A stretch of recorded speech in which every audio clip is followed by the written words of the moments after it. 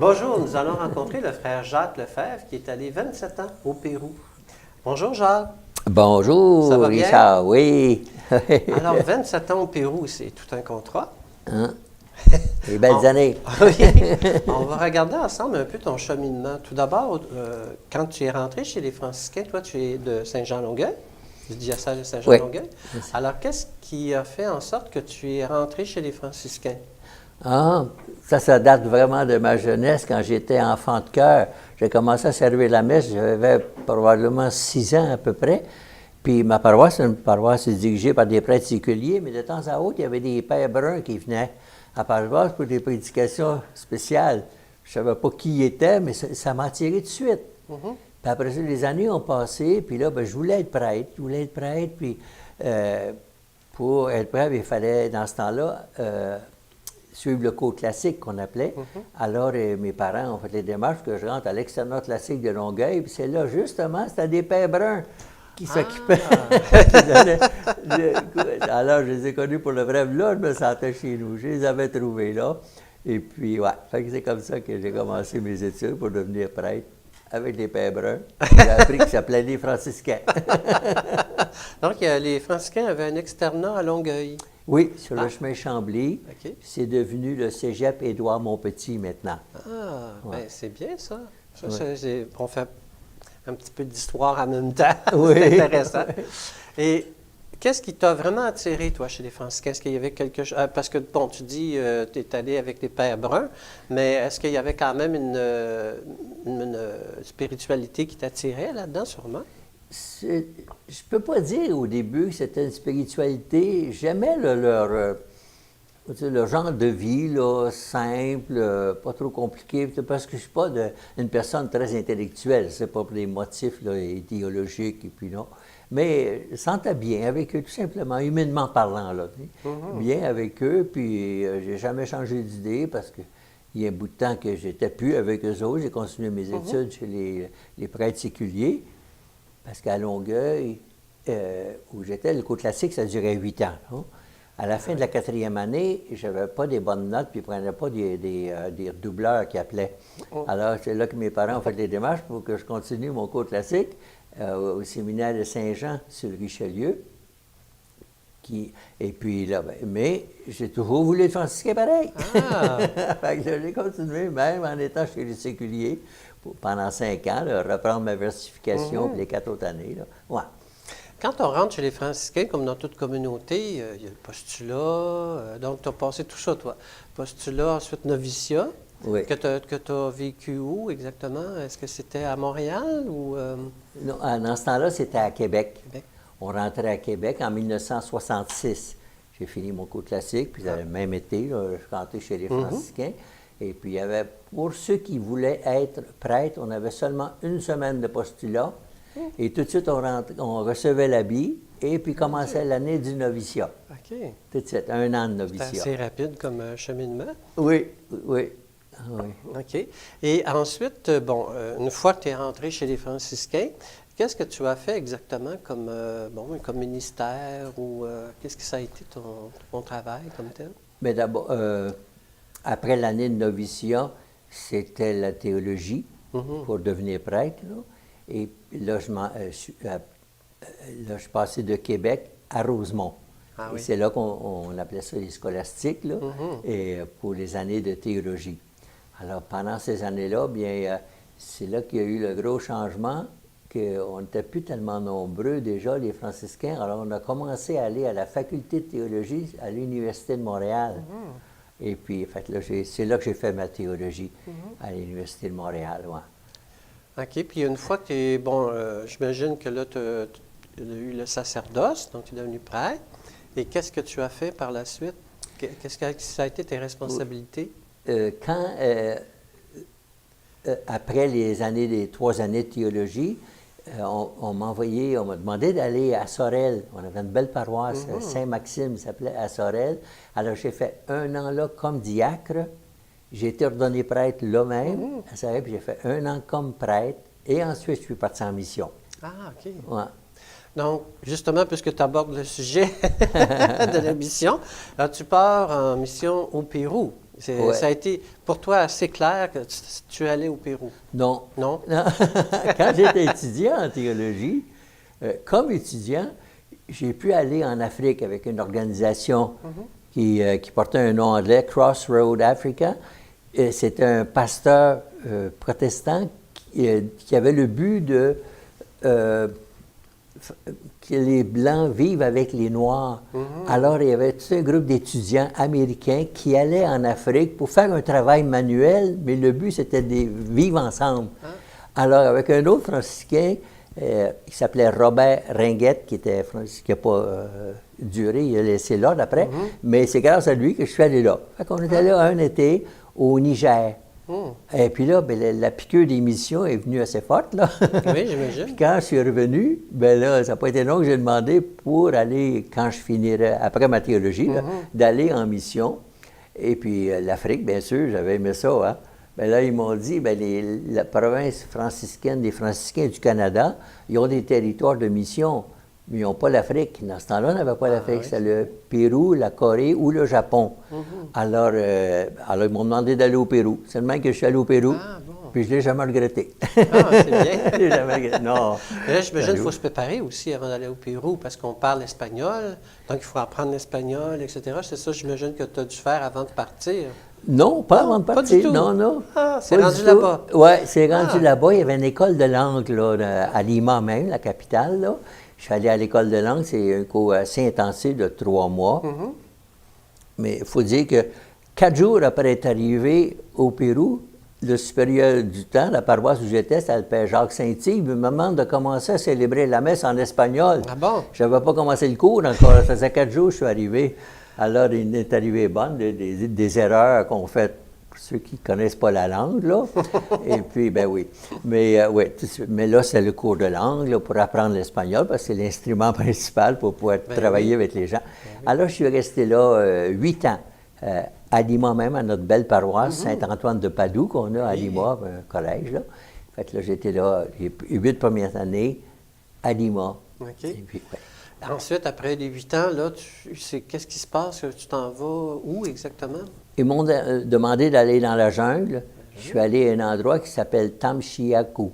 C'est à peu près une heure et demie, je me rappelle bien, en bateau de la grande ville d'Iquitos. Iquitos, c'est la grande ville de la jungle, là. Oui. Alors, j'étais à peu près une heure et demie en bateau. Tamchiaku, j'étais là 2 ans. Et de là, je suis passé à Tingo Maria. Tingo Maria, c'est entre la capitale Lima et la jungle Iquitos, entre les deux. Il y a une route entre les deux. Alors là, j'étais là un certain nombre d'années aussi à Tingo Maria. J'ai bien aimé ça. Tingo Maria, c'est pas la haute altitude des Andes. C'est dans les montagnes, mais pas à haute altitude, avec un climat très agréable. Et puis, oui, c'est une ville assez grande aussi. Et là, c'est quoi? Tu étais curé de paroisse? Pas curé, mais vicaire. Je Vicaire. travaillais en paroisse. Oui, c'est un travail en paroisse. Tu travailles en paroisse. Et dans la première ville, veux-tu la renommer? Parce que je ne me souviens pas Oui. exactement. Là. Tingo Maria. Non, l'autre avant. Ah, que tu allais. Tamchiaku. Tamchiaku, c'est un nom, ouais. Ouais. Ça, c'est dans la selva qu'on appelle, donc la jungle C'est ça. amazonienne, qui est le long du fleuve Amazon. Oui, c'est sur la rive Ok, de c'est sur la l'Amazon. rive. Oui, sur la rive de l'Amazon. Et là, c'est là que tu étais vicaire dans cette ville-là? Non, ce quand je suis village? arrivé là, à Tamchiaku, j'ai eu la responsabilité ils appellent ça un poste là-bas. Là. Oui. Ils disent pas paroisse, ils disent un poste. Et puis oui, j'ai eu la responsabilité du poste. Là. OK. Celui qui était là avant moi, il est parti tout de suite. Là, fait que je me suis retrouvé là. Je me suis initié tout seul dans la jungle, là, avec l'aide des gens quand même là-bas. Là. Puis Puis là, ouais. ensuite, tu es allé à Tingo Maria Oui, 2 comme ans plus vicaire, tard. c'est ça? Oui, là, j'étais vicaire. T'étais Là. vicaire. Oui. OK. Et qu'est-ce que ça a été pour toi, l'accueil? Parce que tu as passé 8 ans quand même à Lima, qui est très différent. Hein? C'est comme une ville, Lima, comme un peu Montréal. Oui. Et puis là, tout à coup, te retrouver dans la selva, la jungle amazonienne. Comment tu as vécu ça? Bien, parce que c'est des gens très chaleureux, très, très chaleureux, très accueillants. Et oui, ça a été facile.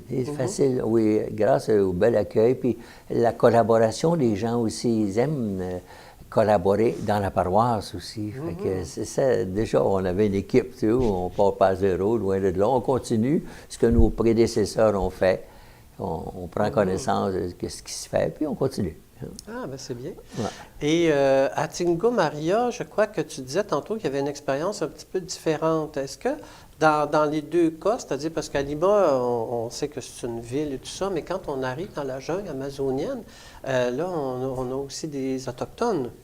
Alors, est-ce que tu as eu des contacts avec les communautés autochtones? Oui, Tingo Maria, le territoire est assez grand. On a la ville d'elle-même, là, mais on avait tous les villages aussi dans les montagnes, dans les Andes, là, où il y avait des communautés chrétiennes dans tous ces villages-là. Alors, j'allais continuellement là, dans les villages, visiter ces gens-là, célébrer la messe pour eux, les baptêmes, puis ce qui était déjà organisé avant que j'arrive, puis je l'ai beaucoup favorisé, ça, c'est les animateurs de communautés chrétiennes qu'on appelle. C'est des gens qui restent dans le village, c'est eux qui animent la liturgie dominicale, c'est eux qui préparent pour les baptêmes, c'est eux qui... Des laïcs, ils font bien ça, hein, des gens. Oh oui, très généreux.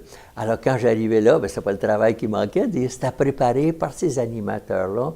Alors, ça m'a permis d'aller dans beaucoup de villages comme ça, puis à haute altitude. Il y a des villages qui étaient assez éloignés. Les deux plus loin étaient à 8 heures de marche environ, là, pour monter. Il faut monter et grimper. Mais il y a des sentiers dans les montagnes, puis pour se rendre. Puis comment on se sent dans une dynamique comme celle-là, qui est très différente d'ici, là, évidemment? Oui. Comment tu t'es senti dans tout ça? Bien, j'ai jamais eu de problème, d'adaptation. Au contraire, ça allait comme de soi. Là. Ça allait bien. Mais donc, tu étais vraiment à ta place? Oui. Ah oui, j'étais heureux avec les gens, on se comprenait bien. Puis comme tu faisais allusion tout à l'heure aux Autochtones, c'est dans les montagnes, les gens parlent encore la langue des Incas, le quechua qu'on appelle. Alors, les enfants, à l'école, l'enseignement est donné en espagnol. Mais dès qu'ils arrivent à la maison avec leurs parents, c'était plutôt le quechua qu'on appelle. Oui, ouais. oui. Puis les enfants, eux autres, passent d'une langue à l'autre facilement. Puis, ouais. Et puis les gens ont appris l'espagnol aussi avec le temps. Fait que j'avais pas de problème de langue, même avec les adultes, là. Ah, bon. Non, célébrer la messe et les sacrements avec eux, puis jaser avec eux. C'était en espagnol. Ça allait bien. La langue, c'était pas un problème, tu sais. Oui, oui. L'habillement, ça peut arriver. Il y en a qui ont des habillements un petit peu typiques, là, des gens des montagnes. Là. C'est très coloré, c'est beau. Est-ce que l'approche pastorale est différente ou c'est comme ici? Ça dépend si on est en ville, quand dans la ville de Tingo Maria, c'est comme ici, comme des paroisses d'ici, là. Et dans les montagnes, mais là, j'expliquais tout à l'heure, tu comptais on demande l'aide des animateurs de communautés chrétiennes. C'est des laïcs, hommes ou femmes, là, qui assurent la liturgie dominicale, la préparation au sacrement, des moments de prière aussi. Par exemple, s'il y a des mortalités en village, ils vont s'occuper pour avoir un moment de prière avec la famille, les gens. Puis comme les gens se connaissent tous dans les villages, dans les montagnes, là, ils faisaient un beau travail. Puis, et puis tous ces animateurs-là, de communautés chrétiennes, on avait une rencontre par mois. Le descendait des montagnes, s'en venait en ville, là.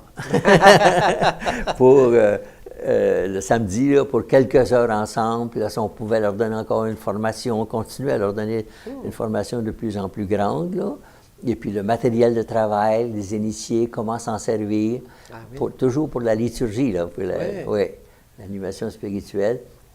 Mais alors, ces gens, ils recevaient une formation, ces gens-là, puis c'est vraiment surprenant de voir le beau travail qu'ils faisaient, parce qu'ils étaient contents de le faire. Pour eux autres, c'était comme un honneur d'avoir une responsabilité, là, puis ils étaient comme parmi les autorités dans leur village, en faisant ça. Alors, ils étaient bien considérés, puis oui, ils faisaient un beau travail. La religion a une place importante dans le peuple péruvien. Ah oui, c'est la religion catholique, là.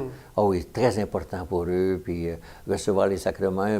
Un enfant, par exemple, qui vient de naître, là, les parents désirent le faire baptiser le plus tôt possible. Puis même si j'avais pas allé dans les villages prochainement, eux venaient en ville. Puis même la maman, des fois, elle venait d'avoir son bébé pas longtemps avant, mais il marchait ces heures-là pour venir faire baptiser le bébé. C'est quelque chose, C'est important de recevoir le baptême le plus tôt possible. Là, puis, ouais. Hein, c'est quelque chose. Oui, puis c'est plaisant pour nous comme Ben oui. pasteurs. J'imagine, oui. Hein, parce qu'en même temps, tu sens que ces gens-là sont très croyants. Donc, toi, ta présence est importante pour eux, mais pour toi aussi, le fait qu'ils soient là, c'est important. Hein? Dans l'Église, c'est comme une communion, finalement. Oui. Ah, Hein, oui. Tu sentais ça, cette communion-là, entre les deux? Oui. Entre les fidèles et les pasteurs, entre les gens qui sont impliqués dans comme tu disais, dans les villages et tout ça. Donc, il y avait toute une dynamique qui était vraiment particulière. Oui, oui. Oui, parce qu'on travaillait ensemble. C'était plaisant, puis on se sent accepté, bien sûr, par les gens. Puis, c'est plaisant. Oui. Alors, qu'est-ce que tu retires, Jacques, de toute cette expérience-là que tu as vécue au Pérou? Oh, d'abord, des années de bonheur. Hein? Excusez. Oh, on comprend. Oui. Oui, j'étais heureux avec ces gens-là. Puis on se sent accepté par les gens, puis on les aime. Hein? Mais oui. Et puis, étant si proche avec eux dans les villages, on les connaît bien, puis ils nous font participer de leur joie, de leur peine, de leur projet. La famille, on les connaît. Et puis, ça fait qu'on s'attache à ces gens-là beaucoup. Hein, puis ils sont attachants aussi, parce que les Sud-Américains, comme on dit souvent, ils marchent au niveau des sentiments beaucoup, ces gens-là. Hein. Alors, très sensibles, et puis c'est beau, c'est plaisant. Tu sais. Ben oui. Oui, oui, c'est un beau souvenir pour moi, des belles années passées avec eux. Et oui, j'en ai vraiment de bonheur. Là. Puis il vient un moment où, malheureusement, il fallait que tu reviennes ici. Alors, tu es revenu, toi, en quelle année déjà? En 1999. Ouais. Puis, je sais qu'après ça, toi, tu as pris à la relève de la revue des missions des franciscains. Un court temps, oui. Court temps. pas longtemps, pas longtemps. Ça. Et tu as Pas fait des longtemps. prédications missionnaires Ça, oui, par pendant un exemple. bon bout de temps, Oui, de ça. 99 à peu près. Je ne sais pas combien d'années. J'ai arrêté quand je suis arrivé ici. Ici, on est arrivé en 2016. J'ai continué pendant au moins 3 ans ici. Ouais. Puis je suis où de 99 à 2016. 18 Ouais. à peu près, ouais. Fait que ça fait un bon bout de temps. Ça aussi, j'ai bien aimé ça. Oui. Parce que chaque fin de semaine, j'allais dans une paroisse, en quelque part dans la province de Québec. Là. Parfois aussi en Ontario, mais c'était surtout au Québec. Là. Et puis, ça, c'est des belles rencontres avec les gens. Oui. Puis les gens d'ici manifestaient beaucoup d'intérêt pour les missions.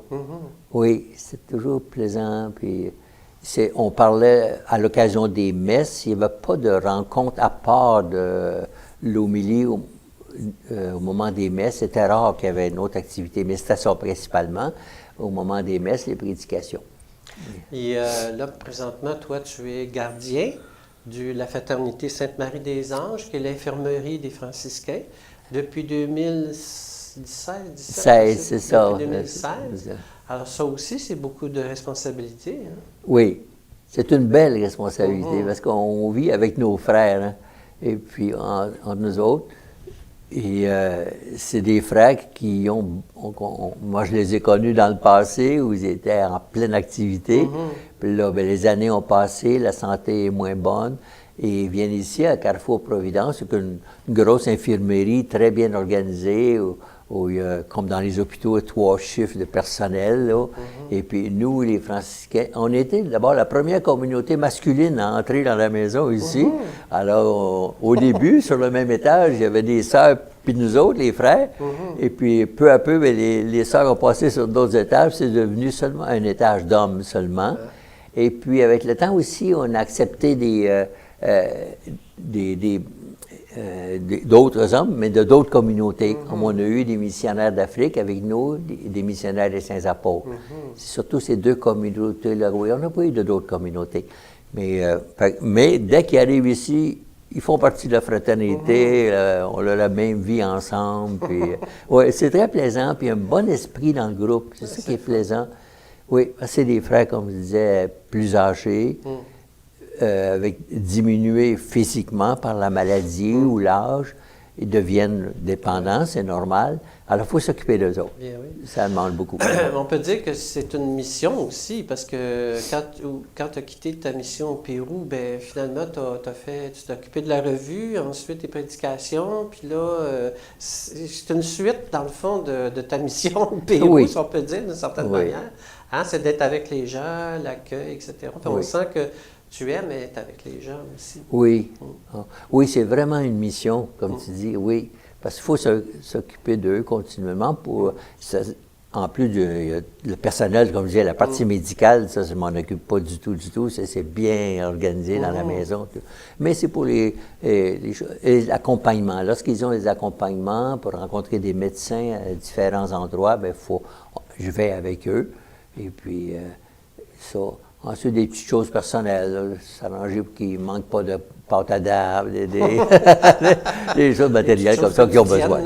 Oui, c'est ça. Des choses comme une maman qui s'occupe des choses matérielles de leurs enfants qui ne manquent rien. Mais oui, c'est ça. Bien, gros merci, Jacques, pour ton témoignage. C'était très émouvant, très touchant. Puis, en même temps, ça nous fait apprendre aussi le travail des missionnaires.